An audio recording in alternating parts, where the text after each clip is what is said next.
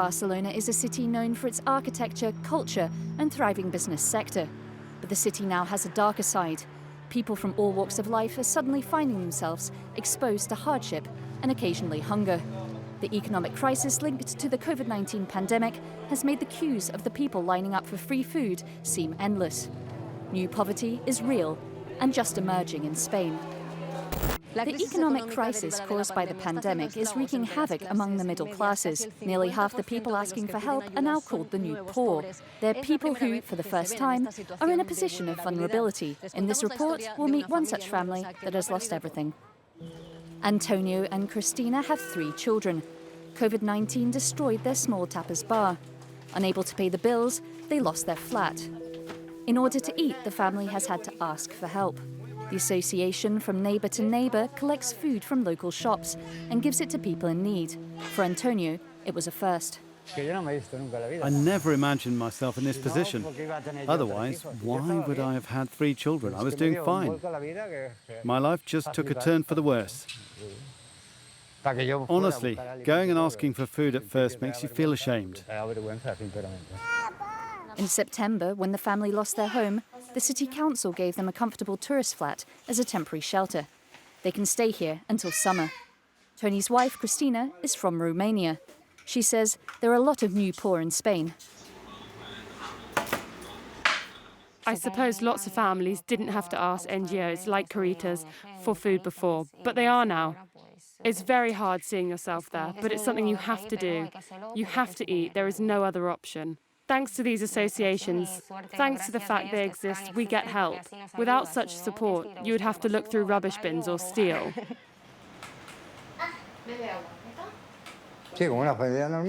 We were a normal family. We weren't wealthy, but we made a living. Right now, the only thing we have for everything is the 400 euros my wife gets from Social Security. We also get food. We applied for universal basic income, but it hasn't arrived yet. I don't get unemployment benefits. I don't get anything. If your child asks you for an ice cream, you can't even buy that. It's time to pick little Leah up from school, which is close to Tony's shattered dream. Having piled up huge debts, COVID-19 sealed the fate of Tony's beloved tapas bar. He had to sell it to a Chinese family. I made this place my own, to my own taste. How could that not hurt? On top of that, it's opposite the school, and I see it every now and then. It's something that you created, something you made as you imagined, and it went wrong. And that hurts. Some charities believe that COVID-19 could raise the number of people living in poverty in Spain by around 1.1 million. But why is Spain being hit so hard? Somehow we ignored the importance of the informal economy. Now we understand that a lot of people used to work in the informal economy, which now no longer exists. As it's an invisible economy, it's an invisible poverty or wealth. Before the pandemic, we delivered 2.5 tons of food per month, serving about 130 to 140 people. Now, in these 8 months, we've already delivered more than 100 tons.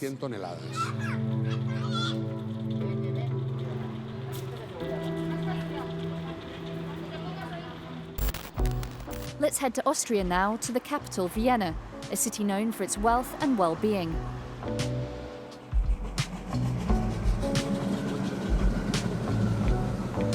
Just like Barcelona, this city has a hidden side.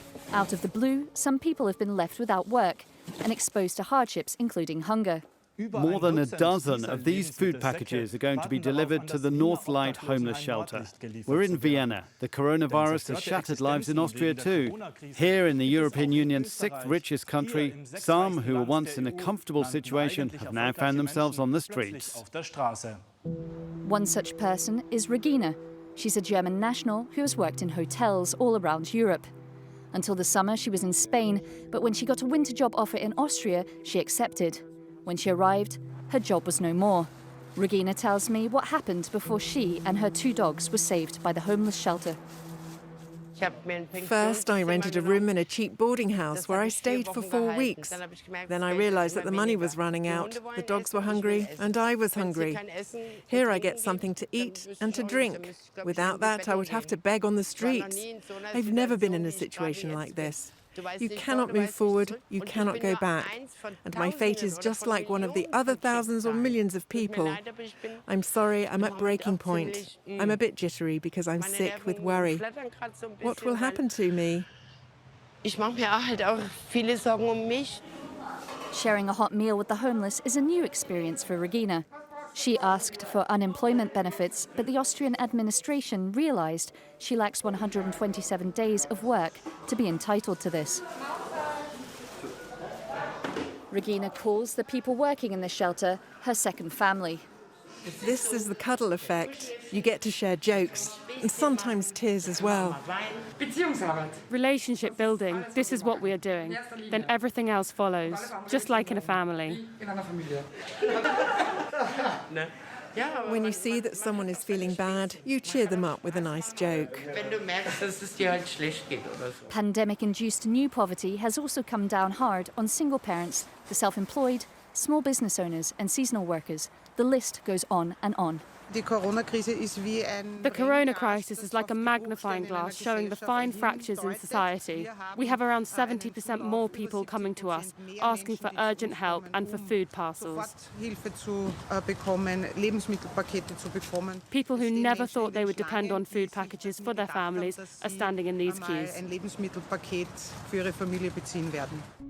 Regina is going in person to hand over her 48th job application form, this time to the president of the Austrian Hotel Association.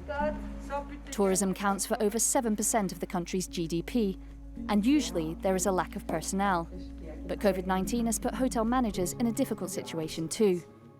Als es dann im September, Ende September At the end of September, when Germany issued a travel warning, the crisis turned into a real catastrophe. And that's why all my colleagues are quite reluctant to hire, because nobody knows if there will be a third lockdown. Weil sie ja auch nicht wissen, gibt es noch einen. Everyone is talking about it, and that's the sad thing for Regina. Well, I've promised to help her using my personal contacts and to find her a job somewhere in Austria. The European Union is helping too. 13.5 billion euros of the cohesion policy funds have been given to help the most vulnerable. Across the board, from people to associations to governments, Europeans are showing they can fight this crisis.